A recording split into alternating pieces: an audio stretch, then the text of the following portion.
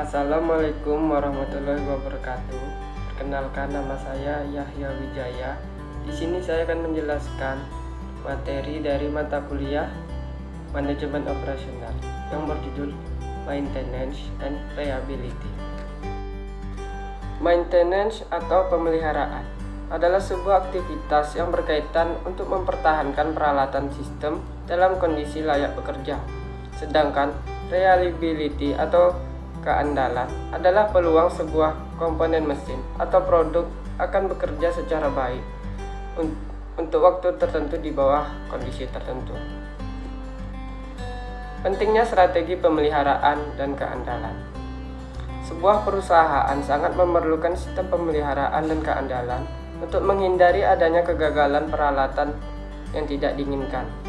Sebagai contoh, kegagalan fungsi sebuah generator merupakan ongkos yang sangat mahal bagi perusahaan pembangkit listrik dan konsumen pemakainya. Kehilangan power karena hal tersebut akan merusak operasi dan reputasi perusahaan dan konsumen. Pemeliharaan adalah hal yang kritis di Frito layak untuk memperoleh, menggunakan, dan membersihkan pabrik yang baik. Di Disney, fasilitas yang bersih, mengkilat, dan operasional peralatan yang aman adalah sangat dibutuhkan untuk menjaga Disney sebagai destinasi liburan yang paling populer di dunia. Pemeliharaan produk total. TPM atau Total Productive Maintenance adalah salah satu sistem yang bisa digunakan untuk memelihara dan juga meningkatkan kualitas produksi melalui kegiatan perawatan, perlengkapan, dan juga peralatan kerja seperti mesin, equipment, dan berbagai peralatan kerja lainnya. Fokus utama Total Productive Maintenance adalah guna memastikan seluruh perlengkapan dan juga peralatan produksi bisa beroperasi dengan kondisi yang baik, agar mampu menghindari terjadinya kerusakan dan juga keterlambatan dalam proses produksi. Total Productive Maintenance adalah suatu konsep inovatif yang berasal dari Jepang yang diawali dengan penerapan preventive maintenance di tahun 1951. Konsep tersebut diadopsi dari Amerika Serikat. Perusahaan yang pertama yang memperkenalkan konsep ini adalah Nippon Denso yang merupakan pemasok Toyota di tahun 1960 dengan slogan Productivity Maintenance with Total Employee Participation.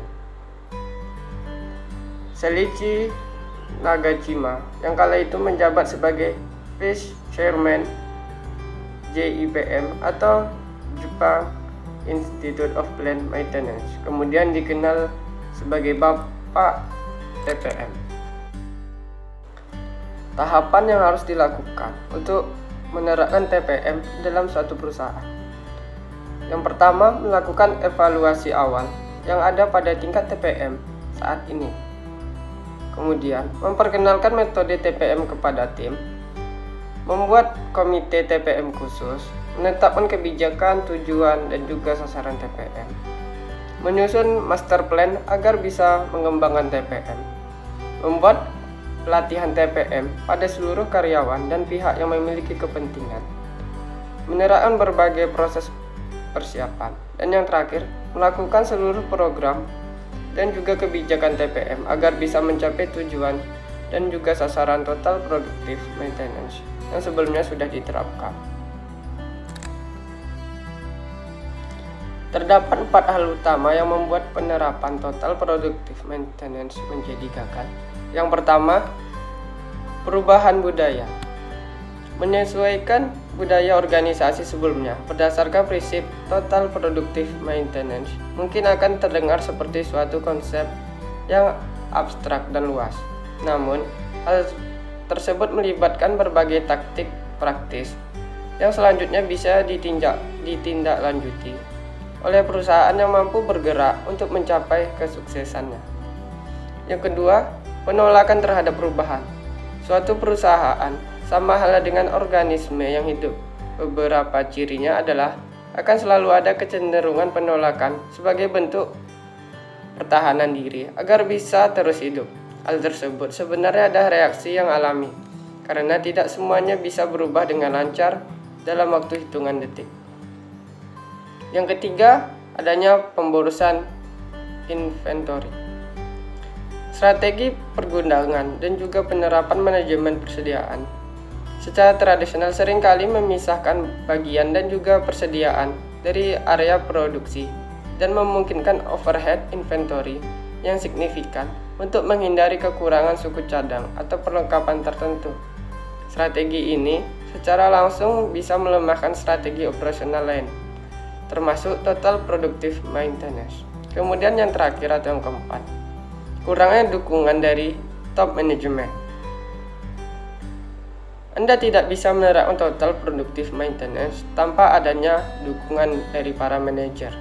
Pihak manajemen puncak arus mampu dijadikan sebagai kekuatan pendorong di balik setiap perusahaan dan memimpin perusahaan dengan memberikan contoh yang baik. Kita juga harus memastikan setiap jajaran manajemen puncak menyadari bagaimana cara menerapkan perubahan yang sudah direncanakan. Terdapat dua alasan penolakan perubahan menghadapi total productive maintenance. Yang pertama, total productive maintenance menuntut adanya perubahan yang signifikan pada alur kerja perusahaan. Total productive maintenance menyiratkan peningkatan yang berkelanjutan yang berarti terdapat beberapa revisi dari satu alur kerja tertentu. Terdapat dua cara untuk menghadapi perubahan total productive maintenance. Yang pertama, perubahan yang diperkenalkan sebenarnya adalah mengurangi beban kerja karyawan secara keseluruhan. Total productive maintenance akan membuat pekerjaan yang dilakukan selama ini oleh para pegawai jadi lebih mudah dan juga lebih efisien. Pastikan mereka mengetahui hal tersebut agar mereka lebih termotivasi untuk melakukan hal yang terbaik. Yang kedua, memotivasi karyawan dengan menawarkan sesuatu seperti hadiah. Anda memerlukan mekanisme kerja yang mampu memastikan karyawan senang dengan kondisi yang baru, dan kinerja terbaik mereka perlu dihargai. Saat mereka melihat dan ganjaran tertentu, maka mereka akan bekerja dengan baik.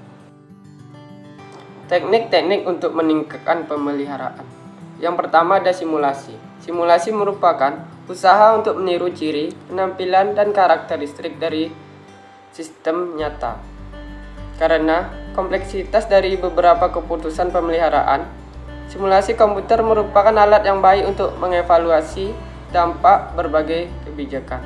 Simulasi yang dilakukan melalui model fisik juga bermanfaat dengan cara menirukan bagaimana dari sistem manajemen operasional melalui pembuatan model matematik yang diusahakan untuk sedekat mungkin dengan realita dan model tersebut. Kemudian digunakan untuk memperkirakan efek-efek berbagai tindakan. Kemudian yang kedua, sistem pakar. Sistem pakar adalah perangkat lunak komputer yang menggunakan pengetahuan atau aturan-aturan tentang sifat dari unsur suatu masalah. Fakta dan teknik inferensi untuk masalah yang biasanya membutuhkan kemampuan seorang ahli dapat digunakan untuk membantu karyawan mengisolasi dan memperbaiki berbagai kesalahan pada peralatan permesinan. Bagi seorang manajer, dalam menggunakan model simulasi dibuat langkah-langkah sebagai berikut. Yang pertama, menentukan masalah. Yang kedua, memperkenalkan variabel penting. Yang ketiga, membuat model angka atau matematiknya. Yang keempat, menyusun arah tindakan yang mungkin untuk pengujian. Yang kelima, melakukan percobaan. Yang keenam, memodifikasi atau mengubah input data. Dan yang terakhir, memutuskan arah tindakan yang akan diambil. Kemudian ada manfaat dari model simulasi antara lain. Yang pertama, simulasi relatif berterus terang dan fleksibel. Yang kedua, simulasi dapat digunakan untuk menganalisa situasi dunia nyata yang luas dan kompleks. Yang ketiga, komplikasi dunia nyata dapat diikuti atau ditiru, yang biasanya tidak dapat ditiru dalam kebanyakan model perencanaan atau manajemen operasional. Kemudian yang keempat, pemanfaatan waktu dimungkinkan dalam simulasi melalui penggunaan simulasi komputer. Baiklah, cukup sekian penjelasan dari saya. Apabila terdapat banyak kesalahan, mohon maaf. Wassalamualaikum warahmatullahi wabarakatuh.